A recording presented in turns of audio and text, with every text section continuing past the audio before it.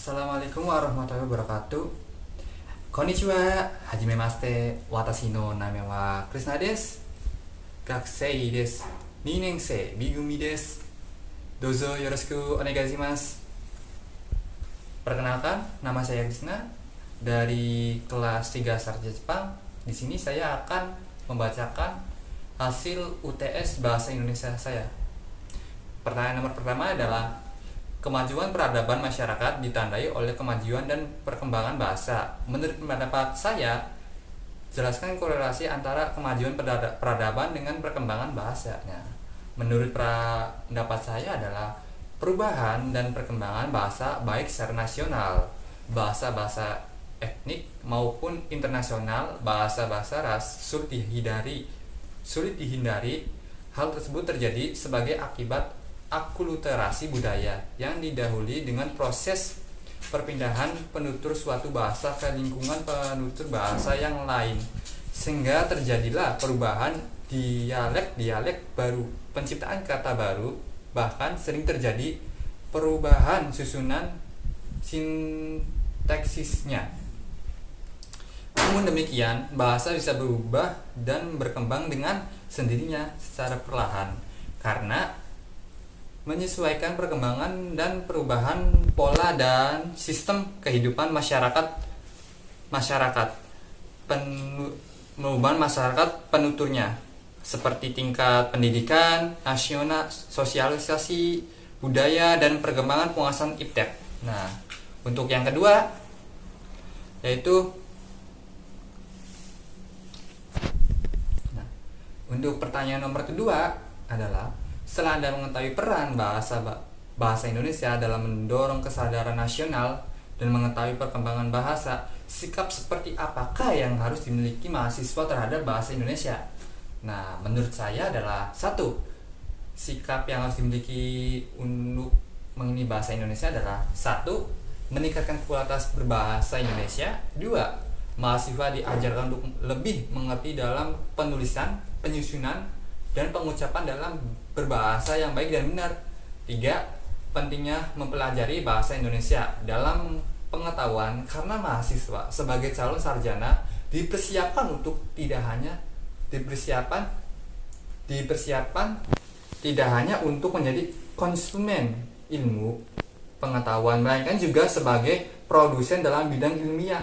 Yang keempat, menggunakan bahasa Indonesia dengan baik dan benar serta menjunjung tinggi bahasa Indonesia sebagai bahasa persatuan.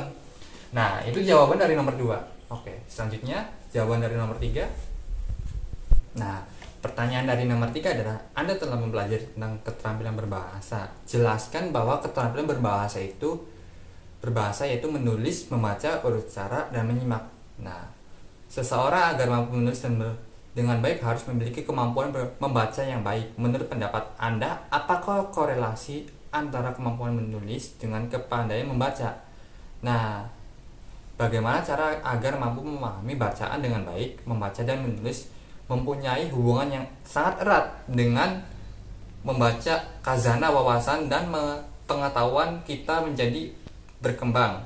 Sedangkan menulis adalah menuangkan khazanah wawasan dan pengetahuan kita ke dalam bentuk tulisan. Membaca adalah satu proses awal yang tidak bisa ditinggalkan dalam menulis. Untuk menghasilkan sebuah tulisan yang baik, maka seseorang haruslah banyak membaca. Salah satunya adalah membaca pemahaman. Dengan membaca pemahaman, banyak sekali manfaat yang diperoleh untuk meningkatkan keterampilan menulis, yaitu membaca memperluas wawasan dan pengetahuan, meningkatkan dan melatih daya pikir. Membaca dapat memperkaya kosakata, pemilihan kata, sehingga mudah untuk menuangkan ide-ide dan gagasan dalam sebuah tulisan, yaitu khususnya dalam menulis karangan narasi. Semakin sering siswa membaca, maka hasil menulis karangan narasi semakin lebih baik daripada sebelumnya. Nah, selanjutnya pertanyaan nomor 4. Nah, nomor 4 yaitu, menurut pendapat Anda, sampai jauh mana faktor diksi mempengaruhi kualitas tulisan kualitas tulisan terutama dalam penulisan karya ilmiah jelaskan menggunakan argumen yang sistematis. Ya, menurut pendapat saya, oke, mungkin di sini kita sudah tidak asing lagi ketika mendengar kata diksi, khususnya bagi yang dekat dengan dunia literasi atau sastra. Diksi sendiri merupakan pemilihan kata dalam suatu proses penulisan.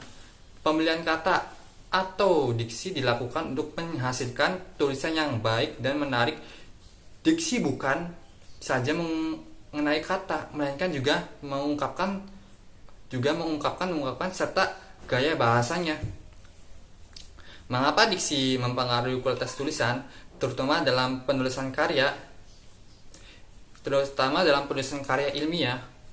Ya, dengan diksi yang tepat itu penulisan atau pengarang karya sastra dapat menggiring emosi atau perasaan pembaca. Selain itu juga penggunaan diksi dalam penulisan karya ilmiah tidak kalah penting. Pemilihan diksi yang tepat akan membuat isi dari suatu karya ilmiah jadi lebih mudah dipahami. Nah, itu jawaban dari nomor 4. Selanjutnya adalah pertanyaan dari nomor 5, yaitu pertanyaan terakhir. Yaitu buatlah kalimat majemuk bertingkat yang menyatakan perbandingan syarat dan implikasi. Nah, jawaban saya yaitu perbandingan. Lebih baik diam daripada asal berbicara. Nah, dan yang kedua, syarat. Guru tidak akan memarahi muridnya asalkan murid tersebut rajin. Nah, implikasi. Jika besok cerah, maka kita akan pergi ke pantai. Nah, begitu.